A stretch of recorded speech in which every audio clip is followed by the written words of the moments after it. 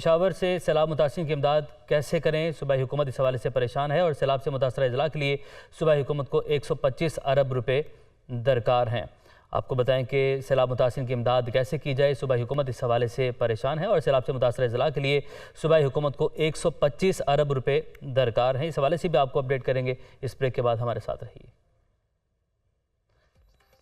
وفاق سے تاحال حکومت کو ایک پائی نہ مل سکی ہے۔ دستاویز میں یہ لکھا گیا ہے بین الاقوامی اداروں سے 70 ارب روپے حاصل کرنے کے لیے بھی کوششیں جاری ہیں۔ خبر شامل کر رہے ہیں پشاور سے، اور آپ کو بتائیں کہ سیلاب سے متاثرہ اضلاع کے لیے صوبائی حکومت کو 125 ارب روپے درکار ہیں۔ مزید معلومات حاصل کرتے ہیں، عابد حمید ہمارے ساتھ موجود ہیں۔ جی عابد، کہیے گا۔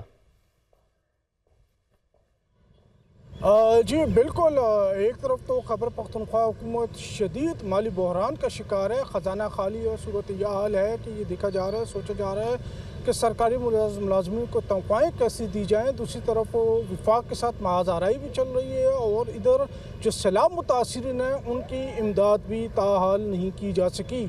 اس وقت صوبائی حکومت کو 125 ارب روپے وہ درکار ہیں سیلاب متاثرین کی امداد کے لیے، جس میں سے 100 ارب روپے جو ہے وہ انفراسٹرکچر اور باقی ان کے لیے چاہیے، جبکہ 25 ارب متاثرین کے لیے چاہیے جن کے گھر مسمار ہوئے ہیں، گھر تباہ ہوئے ہیں، یا جزوی نقصان پہنچا، یا جاں بحق یا زخمی ہوئے ہیں۔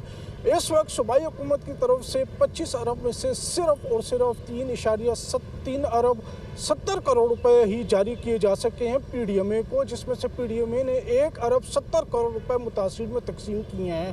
باقی 23 سے 24 ارب یا باقی 22 سے 23 ارب روپے جو اور اس وقت چاہیے ہیں پی ڈی ایم اے کو چاہیے ہیں تاکہ سیلاب متاثرین کو دیے جا سکیں، وہ تاحال موصول نہیں ہو سکے۔ نہ یہ صوبائی حکومت کے پاس خزانے کی اس وقت ایسی صورتحال ہے کہ وہ اب مزید پیسے جاری کر سکے۔ صوبائی حکومت اس وقت جو ہے وہ وفاق کی طرف دیکھ رہی ہے، وفاق کی طرف سے جو ہے 10 ارب روپے کا اعلان کیا گیا تھا امداد دینے کا، وہ بھی نہیں کیا جا سکا۔ اسی طرح بجلی اور باقی بقایا جات کی مد میں جو پیسے 275 ارب روپے بقایا ہیں وہ بھی نہیں مل سکے۔ تو اب صوبائی حکومت نے جو ہے بین الاقوامی اداروں کی طرف دیکھنا شروع کر دیا ہے، جن سے قرض امداد لینے کا سوچا جا رہا ہے، لیکن اس میں بھی طویل وقت لگ سکتا ہے۔ سیلاب سے جو ہے 3 اضلاع شدید متاثر ہوئے تھے، جس میں ٹانگ، ڈیائی خان اور سوات شامل ہیں۔ سردیاں وہاں پہ شروع ہو چکی ہیں، بیشتر لوگ جو ہیں وہ بغیر چھت کے ہیں، اور وہ اس انتظار میں ہیں کہ کب ان کو امداد دی جائے گی، وہ اپنے گھر تعمیر کریں گے، چھتیں تعمیر کریں گے اور گھروں کو لوٹیں گے۔ ٹھیک ہے عابد حمید، آپ نے اپڈیٹ کیا، آپ کا شکریہ۔